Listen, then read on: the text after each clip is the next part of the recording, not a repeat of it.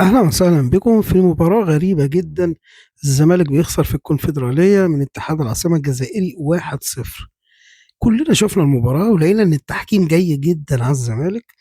وحاجة غريبة قوي إن التحكيم بقى دلوقتي في القارة بقى ضد الأهلي والزمالك وكل الفرق المصرية.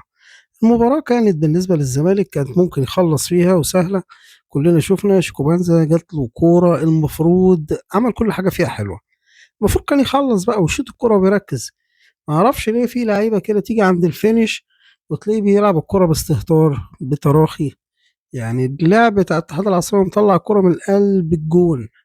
ليه انت ما خلصتش او ركنتها في البعيدة وركزت تضيع مجهودك كله في نهاية اللعبة في نهاية الكورة؟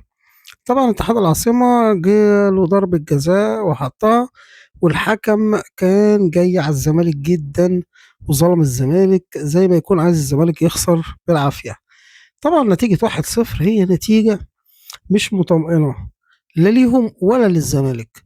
بالنسبة للفريق اتحاد العاصمة 1-0 ديت بالنسبة له اللي برضه في أي وقت الزمالك ممكن يجيب جون والتاني ويخلص الماتش. وهم برضه بالنسبة لهم في أي وقت قدامهم فرصة إن هم يحرزوا هدف في ال90 دقيقة. لكن أعتقد إن الزمالك هيخلص الماتش هنا على الأقل ب 3-1 3-0، لأن المباراة كانت في الزمالك كانت ماشية كويس. بس مع الأسف التحكيم كان عامل مشاكل كبيرة جدا مع الزمالك. نيجي لنقطة تانية بقى، دي نقطة سلبية بالنسبة للزمالك أو معتمد جمال، إن خط الوسط بتاعه كان رايح خالص، خصوصا نسبة الاستحواذ بتاعة اتحاد العاصمة 70-30 للزمالك. 70% كتير جدا. كان المفروض لاعبي الزمالك يحتفظوا بالكرة أكتر من كده.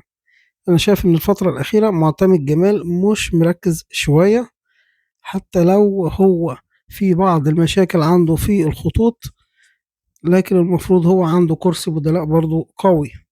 بنتايج طبعا كده مش هيلعب المباراة اللي جاية بعد الطرد اللي خده، وهو لاعب مجتهد جدا واللاعب مستواه ثابت. بنتايج من اللعيبة اللي هي مستواها ثابت. لكن إن شاء الله الزمالك يفوز في المباراة اللي جاية، خصوصا اللي هو بقى فيه انسجام مع الفريق الفترة الأخيرة مع مباريات الدوري ولعبوا كتير وثبت تشكيل. بقى معتمد جمال خلاص ظهرت الرؤية بالنسبة له، وعرف اللعيبة اللي هي تقدر تخلص وتركز مع بعضها. بالتوفيق لنادي الزمالك في الكونفدرالية في النهائي. السلام عليكم ورحمة الله وبركاته.